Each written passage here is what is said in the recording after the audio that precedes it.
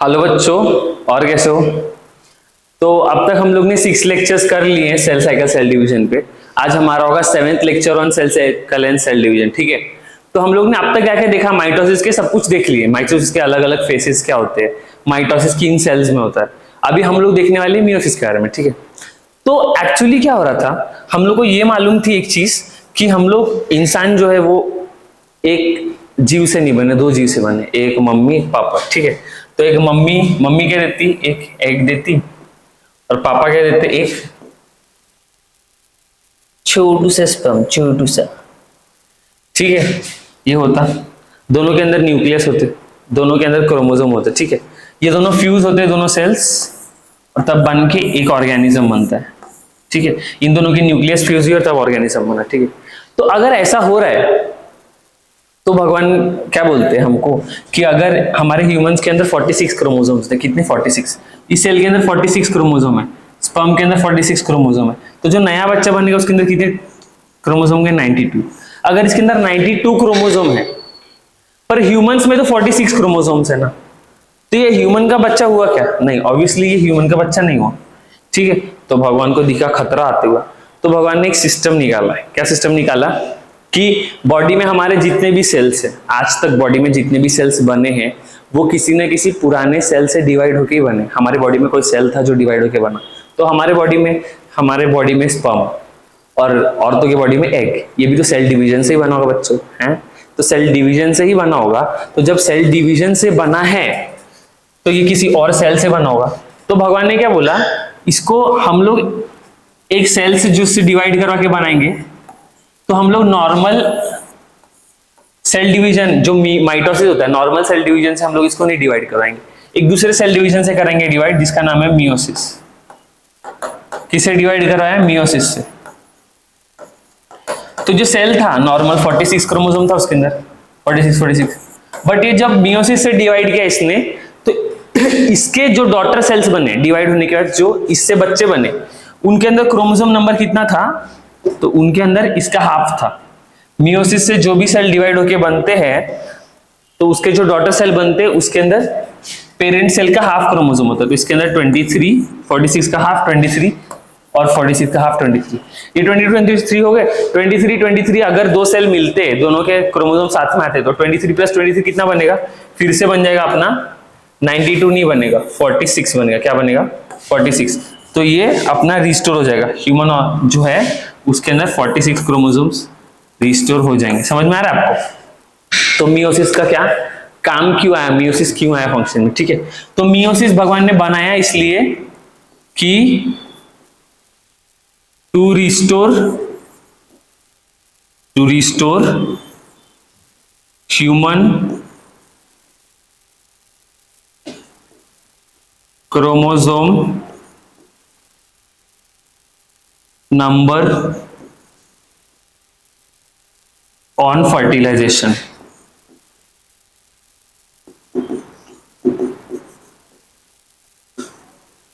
इतनी चीज आपको क्लियर है? मियोसिस ये हो गया, भगवान ने मियोसिस बनाया क्यों। अभी मियोसिस बना तो दिया, बट उसके लिए हम लोग अभी कुछ बेसिक चीजें सीखनी पड़ेंगी। ठीक है, तो वो आपको मैं बताने वाला हूं। तो हमारे ये हो गए स्पर्म भाई साहब। स्पर्म भाई साहब 23 क्रोमोसोम ला दे। ये है एग मैडम, ये भी 23 क्रोमोसोम ला दे। इतना आपको समझ गया है? पक्का? तो मतलब मैं बना हूं तो मेरे पेरेंट्स से 23 क्रोमोसोम आए होंगे। ठीक है, तो ये जो 23 है ना, तो इसके अंदर हर क्रोमोसोम को एक नंबर दिया गया होता है। जो 23 क्रोमोसोम है इसके अंदर हर क्रोमोसोम को एक नंबर दिया हुआ था। सपोज ये एक क्रोमोसोम है, इसको दिया गया है क्रोमोसोम नंबर 1। दुनिया में ये नोमेनक्लेचर है क्रोमोसोम का नंबर देने का। ये एक क्रोमोसोम था, इसका क्रोमोसोम नंबर है 2। ये एक क्रोमोसोम था जिसको क्रोमोसोम नंबर दिया था 3। समझ में आया? तो ऐसे क्रोमोसोम्स थे। तो ये स्पर्म के क्रोमोसोम ऐसे 23 तक। तो हम लोग ने देखा कि जो एग था उसके अंदर भी सेम दिखने वाले क्रोमोसोम थे, मतलब 1 के जैसा दिखने वाला एक, 1 के जैसा दिखने वाला क्या, 1 के जैसा दिखने वाला एक, उसको भी क्रोमोसोम नंबर 1 दिया गया। ठीक है, फिर 2 के जैसा दिखने वाला एक क्रोमोसोम, उसको क्रोमोसोम नंबर 2 दिया गया। फिर 3 के जैसा दिखने वाला एक क्रोमोसोम, उसको क्रोमोसोम, तो समझ में आ रहा है, ऐसे ही 23 क्रोमोसोम्स, ये दोनों ने फ्यूज करी, ये दोनों ने फ्यूज किया, तो अब जो नया सेल बना, ये नए सेल्स के अंदर कितने क्रोमोसोम रहेंगे? 46। कितने क्रोमोसोम रहेंगे? 46 पक्का। हर, अभी ध्यान से देखिए, ये क्रोमोसोम जो है इसका एक और कॉपी इस सेल के अंदर, ये क्रोमोसोम जैसे 2 क्रोमोसोम रहेंगे, ऐसे क्रोमोसोम सिंगल रहेगा क्या? अभी ये स्पर्म था, इसके अंदर ऐसा दिखने वाला क्रोमोसोम कितना था? एक ही था। बट ये जो नया ऑर्गेनिज्म है, इसके अंदर ऐसा दिखने वाले क्रोमोसोम कितने होंगे? 2 होंगे। सेकेंड वाला है, ऐसे दिखने वाले कितने क्रोमोसोम होंगे? 2 होंगे। थर्ड क्रोमोसोम जैसे दिखने वाले कितने क्रोमोसोम होंगे? 2। तो हर क्रोमोसोम, जो हम लोग जो नया ऑर्गेनिज्म बना है, हमारा एक ह्यूमन बीइंग में, तो मेरे हर सेल में 46 क्रोमोसोम्स है, और 46 क्रोमोसोम्स में से हर क्रोमोसोम जोड़ियों में प्रेजेंट है। कितनी जोड़ियों में? हमारे सेल के अंदर 23 जोड़ियां हैं। कितने जोड़ी पे, कितने जोड़ी क्रोमोसोम प्रेजेंट है? 23 जोड़ी। समझ में आ रहा है मैं क्या बोलने का चाह रहा हूं? समझ में?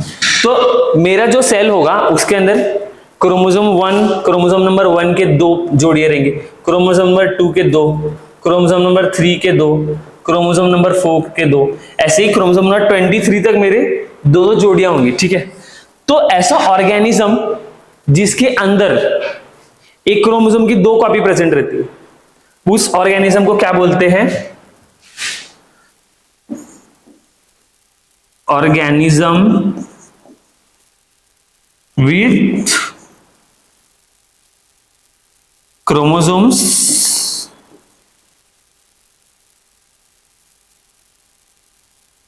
In pair.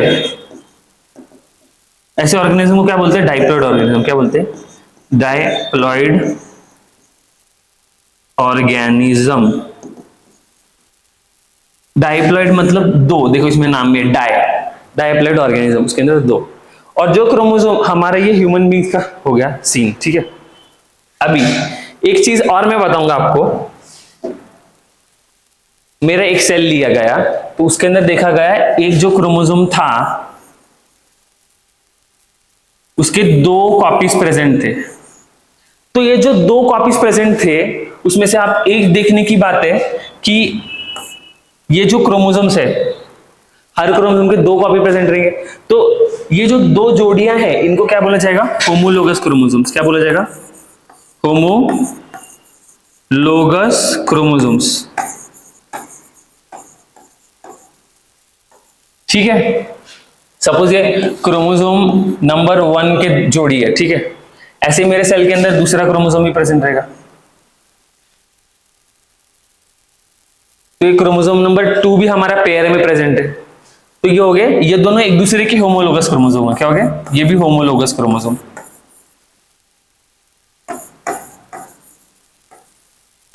समझ में आ रहा है आपको? कोई आपको पूछे ये दोनों एक दूसरे के क्या है? होमोलोगस। ये दोनों एक दूसरे के क्या? होमोलोगस। बट कोई आपको ये पूछे कि ये क्रोमोसोम और ये क्रोमोसोम एक दूसरे के क्या है, तो ये है एक दूसरे के नॉन होमोलोगस क्रोमोसोम। क्या है ये? Non homologous chromosome. समझ में आया?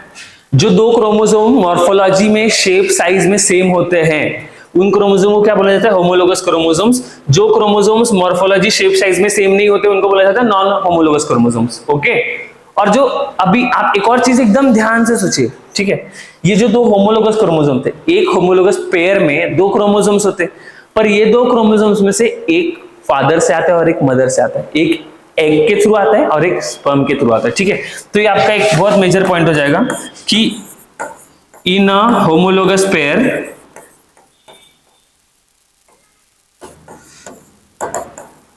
one chromosome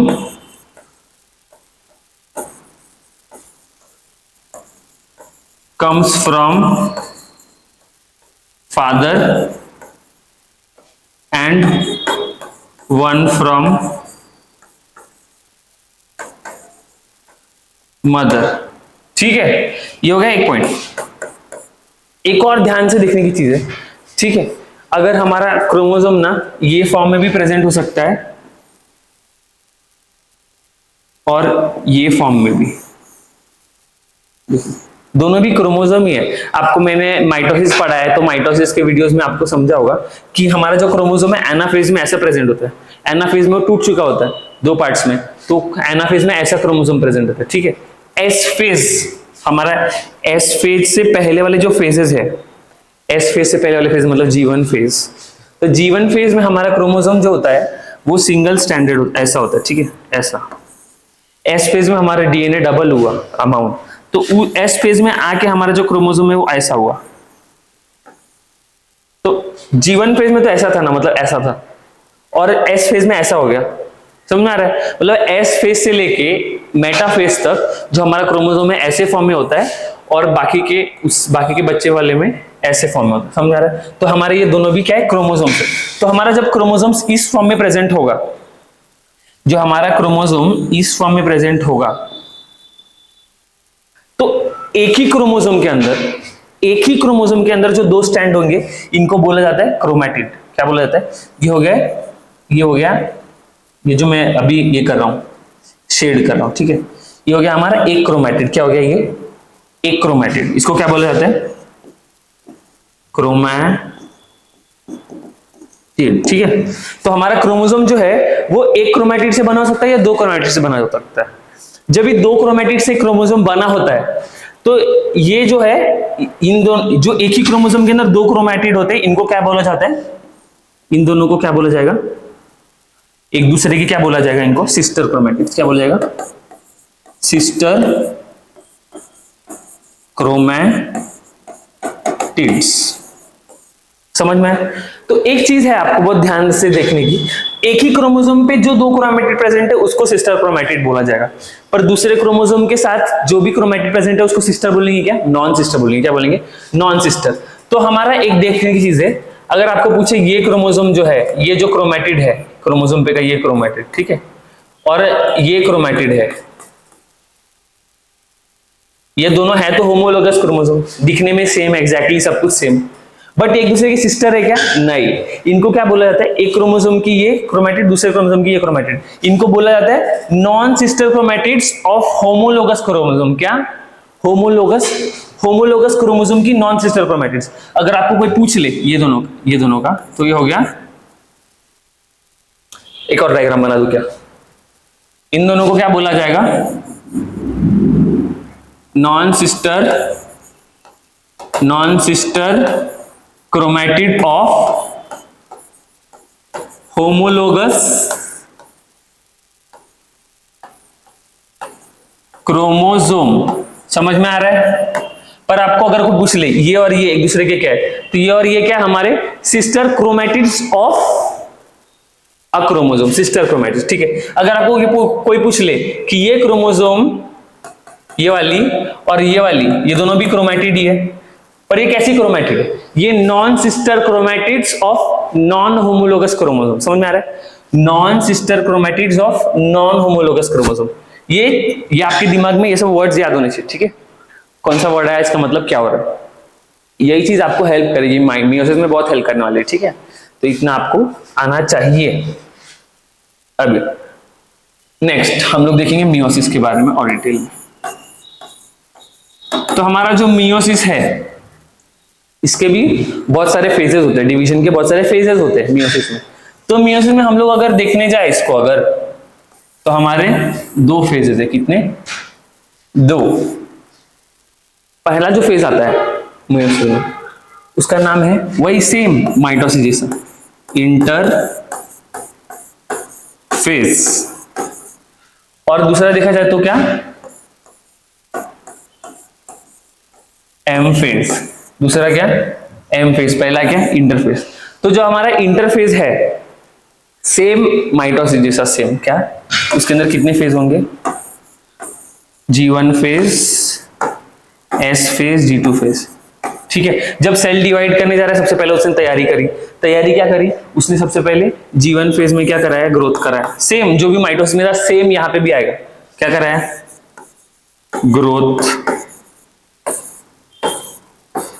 एक्टिव मेटाबॉलिज्म,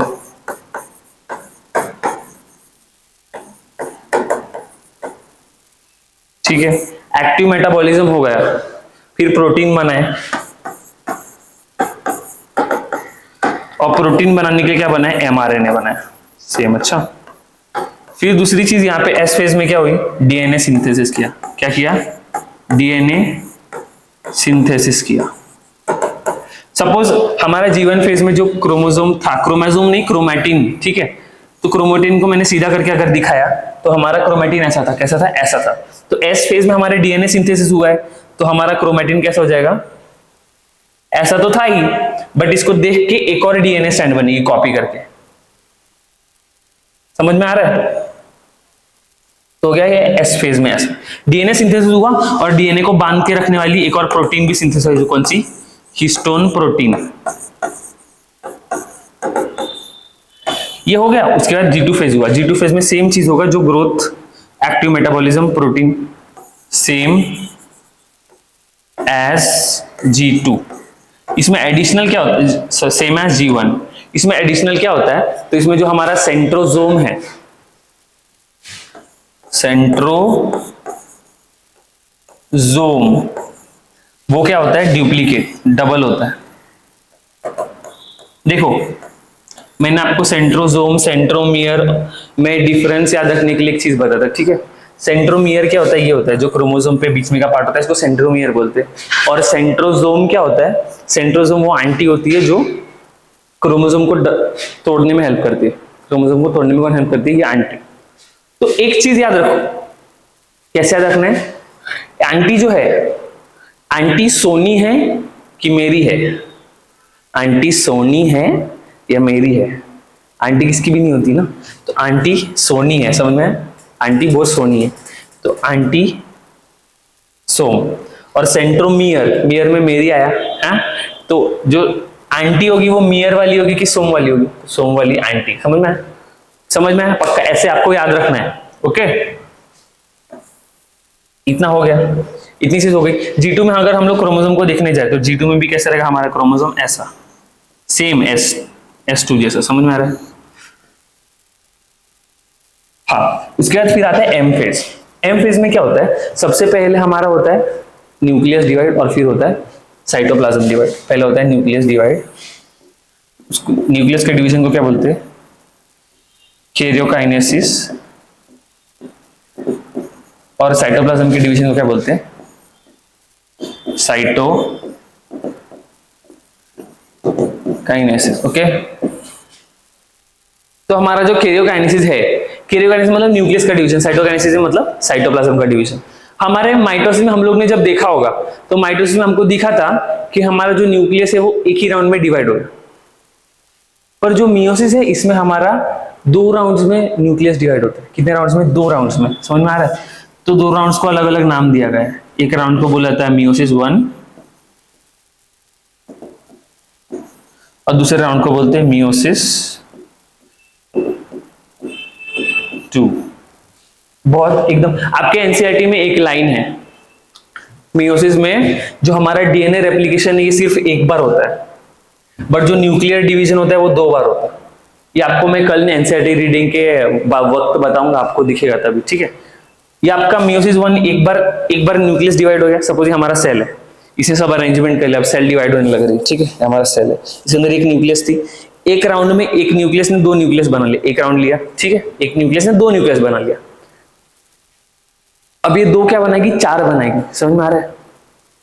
2 बना, एक राउंड हो गया न्यूक्लियर डिवीजन, अब 2 से बन गई 4 हो गया। 2 राउंड में न्यूक्लियर डिवीजन होने के बाद फिर होगा साइटोकाइनेसिस।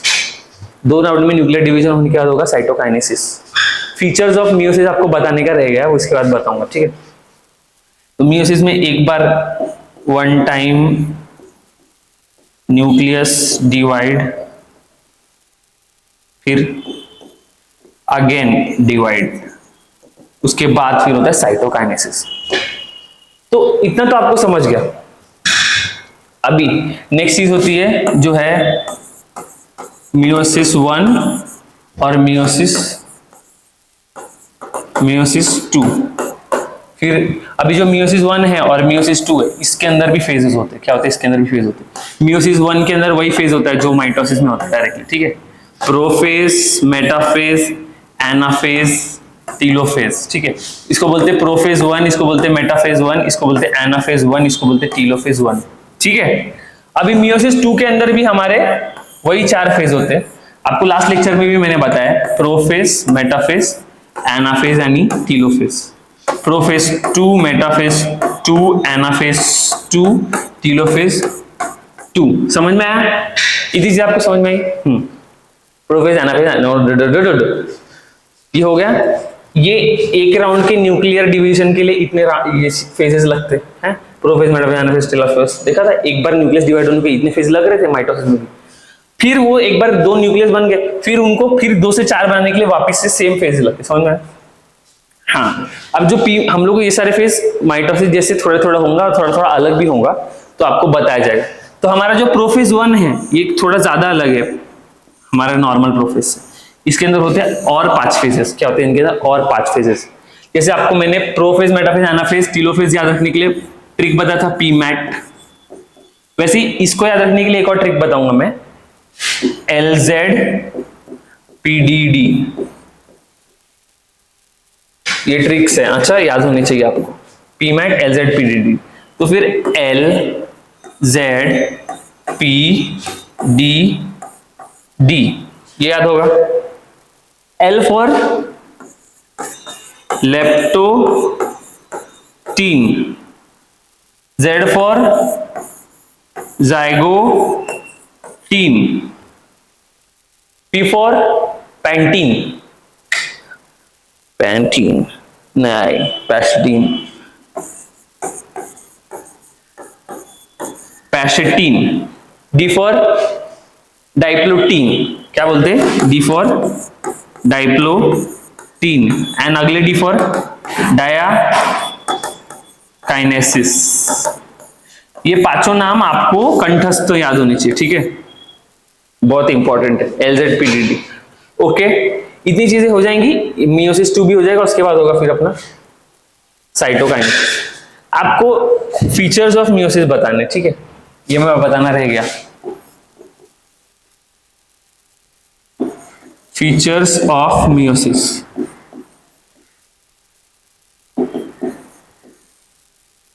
फीचर्स ऑफ मियोसिस में सबसे पहले क्या होता है?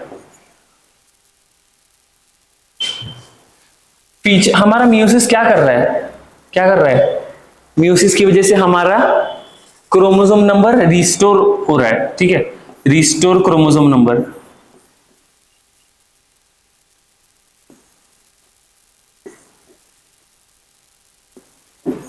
कैसे? कैसे? ये जो हमारा गैमेट फॉर्मिंग, जो एग और स्पर्म बनाने वाले सेल्स है, जो डिवाइड करके एग और स्पर्म बनाएंगे, तो जो गैमेट फॉर्म करने वाले सेल्स है, गैमेट फॉर्मिंग सेल्स के अंदर ये होता है, ठीक है? गैमेट फॉर्मिंग सेल्स के अंदर ये होता है, और ये क्या करता है? इनका क्रोमोसोम नंबर रेड्यूस कर देता है हाफ को, डिवाइड करने का, रेड्यूस बाय हाफ। क्या चीज को? क्रोमोसोम नंबर को, ठीक है? और ऐसे जब फ्यूज होंगे वापस आके फर्टिलाइजेशन के टाइम वापस से रिस्टोर हो जाएगा हमारा क्रोमोसोम नंबर। एक चीज होती है कि हमारा माइटोसिस में जो है, हमारा एक सेल डिवाइड होकर कितने सेल बन रहा था? 2 सेल बन रहा था। एक मदर कितनी बन रही थी? 2 डॉटर सेल बनाती थी। जो हमारा मियोसिस होता है, इसके अंदर एक मदर कितने डॉटर बनाती? 4 डॉटर। एक मदर ने डिवाइड किया, ठीक है? एक मदर डिवाइड की। आपको मैंने बताया अभी कि 2 राउंड में न्यूक्लियर डिवीजन होता है, पहले एक बार न्यूक्लियर डिवाइड होता है, फिर दूसरी बार न्यूक्लियस डिवाइड होता है, ठीक है? तो ये हमारी सेल थी, इसने प्रिपरेशन कर लिया सेल डिवीजन का, ठीक है? एक बार सेल डिवाइड करने का प्रिपेयर कर लिया, उसके बाद ये न्यूक्लियस एक बार डिवाइड हुई, क्या बना? ऐसा बना। फिर दोबारा ये न्यूक्लियस डिवाइड हुई, 4 न्यूक्लियस बने, और ये न्यूक्लियस 4 बनने के बाद फिर हमारे 4 सेल्स बना दिए इसने। क्या बना दिए? 4 सेल्स। समझ में आ रहा है? तो हमारा एक फीचर होता है मियोसिस का कि एक मदर सेल जो है डिवाइड करके 4 मदर सेल बनाती, और एक मतलब एक जो गैमेट फॉर्मिंग सेल होगा वो डिवाइड होने के कितने गैमेट बनेगा? 4। एक जो स्पर्म फॉर्मिंग सेल है हमारा, डिवाइड होने के कितने स्पर्म बनेगा? 4 स्पर्म सेल बनेगा। समझ में आया? ये हमारे 2 फीचर हो गए मियोसिस के। कल से हम लोग इन डिटेल मियोसिस के जो सारे भी हमारे, हम लोग ने आज इंटरफेस के बारे में तो देख ही लिया, कि ये एग्जैक्टली कैसा होता है, हमारा माइटोसिस जैसा ही होता है। इंटरफेस हमारा कैसा होता है, एकदम एग्जैक्टली माइटोसिस जैसा। अभी हम लोग स्टार्ट करने वाले एम फेज के साथ अगले लेक्चर में, और एम फेज में हम लोग देखेंगे कि हमारा जो म्यूसिस 1 है कैसे हो रहा है, म्यूसिस 2 कैसे हो रहा है। म्यूसिस 1 में हमारा जो है प्रोफेज 1 के अंदर 5 फेजेस है, वो कैसे कैसे हो रहे, उसे हमको लेक्चर में अच्छे से बताएंगे। So till then wait for our lecture with more enthusiasm. अगले लेक्चर में हम लोग रीडिंग भी करने वाले एनसीईआरटी की और एमसीक्यूज भी सॉल्व करेंगे। Keep watching, stay tuned, bye.